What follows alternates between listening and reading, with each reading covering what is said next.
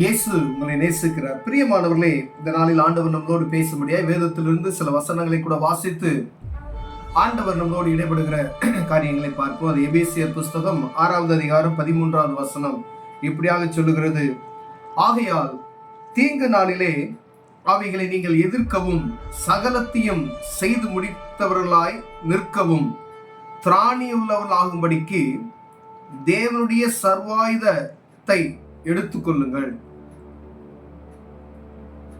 சகலத்தையும் செய்து முடித்தவர்களாய் நிற்கவும் திராணியுள்ளவர்களாகும்படிக்கு தேவனுடைய சர்வாயுதத்தை எடுத்துக்கொள்ளுங்கள். சர்வாயுத வர்க்கம் அப்படின்னு சொல்றோம் பார்த்தீங்களா?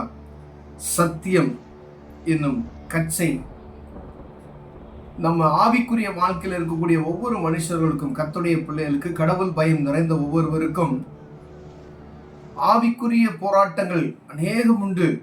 அந்த ஆவிக்குரிய போராட்டங்களில் நம்ம ஜெயிப்பதற்கு முதல்ல சொன்னது போல மாம்சத்தோடும் இரத்தத்தோடும் அல்ல அப்படின்னு சொன்னது போல சில காரியங்கள் நம்ம ஆவிக்குரிய மனிதனாய் இருக்கிற ஒவ்வொருவருக்கும், கர்த்தருடைய பயம் நிறைந்தவர்களுக்கும், கடவுள் பயம் நிறைந்த ஒவ்வொருவருக்கும் ஆண்டவர் ஒரு 7 காரியங்களை இது சொல்லி இருக்கிறது நான் பார்த்து இருக்கிறோம். பிரியமானவர்களே, அதுல பாருங்க, சத்தியம் என்னும் கச்சையை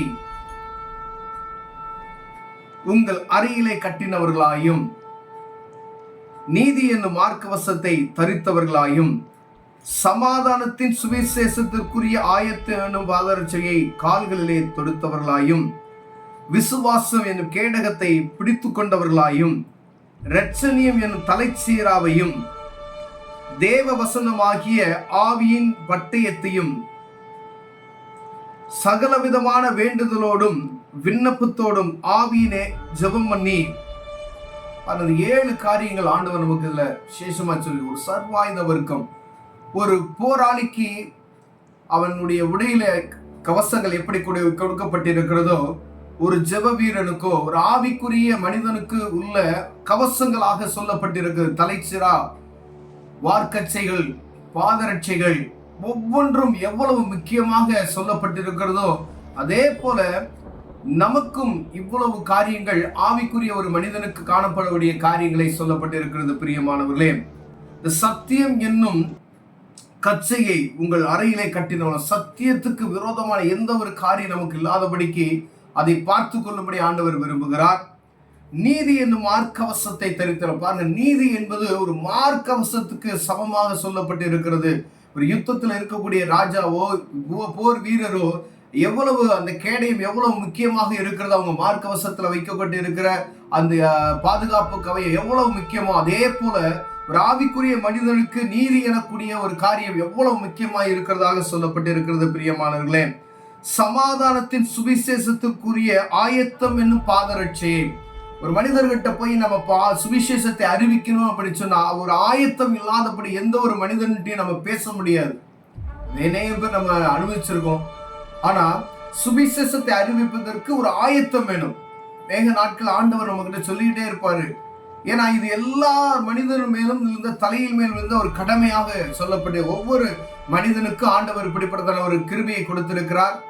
அப்படியானால் இந்த கிருபையை நம்ம என்ன செய்யணும்? பெருகிக் கொள்ளணும். ஆயத்தம் என்னும் சுவிசேஷத்தின், சமாதானத்தின் சுவிசேஷத்தை, அந்த ஆயத்தத்தை எப்பொழுது நம்ம உள்ளவர்களாய் காணப்படும்படி அழைக்கப்படுகிறோம். பிரியமானவர்களே, விசுவாசம் என்னும் கேடகத்தை பிடித்து கொண்டவர்களாய், யுத்தத்துல இருக்கிற ஒரு மனிதனுக்கு இந்த விசுவாச கேடகம் என்பது எவ்வளவு முக்கியம், அதை தடுக்கிறதுக்கு எவ்வளவு முக்கியமானது பாருங்க. விசுவாசம் இல்லாதபடி ஒன்றுமே செய்ய முடியாது. பிரியமானவர்களே, இந்த விசுவாசத்தினால எல்லா நீதிமான்கள் பிழைத்திருக்கிறார்கள் என்று நம்ம வேதத்துல வாசிக்கிறோம். ஒவ்வொரு ஆவிக்குரிய மனிதனுக்கும் விசுவாசம் மிகவும் முக்கியம். ஏன்னா அவிசுவாசத்தை உண்டாக்கி கொண்டே இருக்கக்கூடிய காரியங்கள் அநேகம் உண்டு. ஆனா அவிசுவாசம் வரும், ஆனா அதை எதிர்த்து போராடி அதன் மத்தியில விசுவாசத்தை காத்துக் கொள்கிற மனிதன் பாக்கியவான்களா இருப்பார்கள். பிரியமான, விசுவாசம் எவ்வளவு முக்கியமானது என்பதை பார்க்க முடியாது. இரட்சணியம் எனும் தலைச்சீராவை அணிந்திருக்க வேண்டும் என்று ஆண்டவர் சொல்லுகிறார். வேத வசனமாகிய ஆவியின் பட்டயத்தை எடுத்து கொள்ளுங்கள். வேத வசனம் அவ்வளவுதான் முக்கியமானது. ஒரு மனிதனுக்கு, ஆவிக்குரிய மனிதனுக்கு வசனம் ஒரு பட்டயம் போல இருக்கிறது. கர்த்தருடைய வார்த்தை இருபுறம் கருக்குள்ள பட்டயம் என்று சொல்லப்பட்டு இருக்கிறது.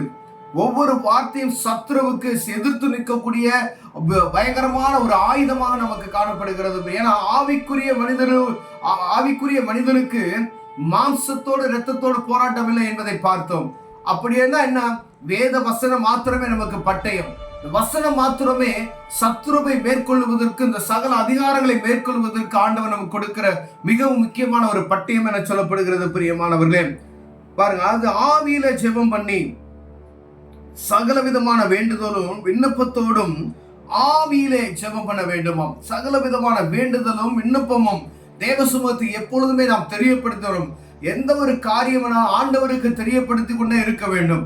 அப்ப ஆவியில ஜெபம் பண்ணுகிற ஒரு கிருபையை நாம் பெற்றிருக்க வேண்டுமே அழைக்கப்படுகிறோம். பிரியமானவர்களே, இந்த 7 காரியங்களும் நாம் ஒரு தனிப்பட்ட ஆவிக்குரிய ஒவ்வொரு மனிதனுக்கும் இருக்கும்படியே ஆண்டவர் அநேக நாட்களாய் இந்த வார்த்தைகள் நாம் பேசிக்கொண்டே, அநேக நாட்களாய் ஒவ்வொரு மனிதர்களோடும், தனிப்பட்ட ஒவ்வொரு மனிதர்களோடும் ஆண்டவர் இடைபடுகிற காரியம் எல்லா சபைகளிலும் இந்த காரியம் பேசப்படுகிறதை நாம் பார்த்திருக்கிறோம். அப்ப எவ்வளவு முக்கியமானது பாருங்க இந்த 7 காரியங்கள். ஆனா இந்த 7 காரியங்கள் ஒவ்வொரு மனிதனிடம் இருக்கா என்பதை பார்த்து ஏதாவது ஒரு காரியத்துல குறைவுள்ளவர்களா இருப்போம். அப்ப ஒரு போர்க்கவசத்துக்கு, போர்க்களத்துக்கு போகக்கூடிய ஒரு தனிமனி, ஒரு போராளிக்கு இவையெல்லாம் முக்கியமா இருக்கிறதோ, அப்ப அதுல ஒரு குறைவாக இருக்குமே ஆனால் அந்த போர்க்காலத்துல என்ன செய்யும்? மறிந்து போகக்கூடிய ஒரு சூழ்நிலை உண்டாகும். அப்ப பாருங்க, நம்ம ஆவிக்குரிய வாழ்க்கையில நம்ம போராளிகளாக இருக்கிறோம்.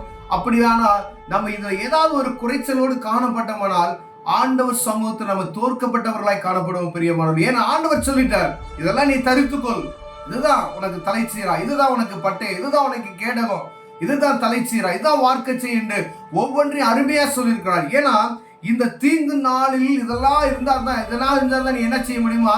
அதை எதிர்த்து நிற்க திராணி உள்ளவர்களாகும்படி என்று சொல்லப்படுகிறது. பிரியமானவர்களே, இந்த பூமியில் இருக்கக்கூடிய எல்லா வல்லமைகளை மேற்கொண்டு நம்ம எதிர்த்து நிற்கணும்னாய், திராணி உள்ளவர்களாய் இருக்கும்படி இந்த 7 காரியங்களை நம்ம வாழ்க்கையில உள்ளடக்கினவர்களாய் காணப்படுவோமே ஆனால் ஆண்டவர் ஆசீர்வதிக்க வல்லமையுள்ளவராக இருக்கிறார். இந்த உலகத்தில் இருக்க எல்லா வானமண்டலங்களை எதிர்த்து போராட மிகவும் முக்கியமான ஆயுதங்களாக காணப்படுகிறது. பிரியமானவர்களை, கண்களை மூடுவோம், ஜெபம் செய்வோம். அன்பின் தகப்பனே, ஆண்டவரே, தீங்கு நாளில் எதிர்த்து நிற்க திராணி உள்ளவர்களாய் சர்வாயுத வர்க்கமாகிய இந்த 7 காரியங்கள் நாங்கள் தனித்துக்களை கிருபை பாராட்டுங்கய்யா. இதை குறித்து உங்களோடு இடைபடுவீராக. இயேசுவின் நாமத்தில் பிதாவே, ஆமீன், ஆமீன்.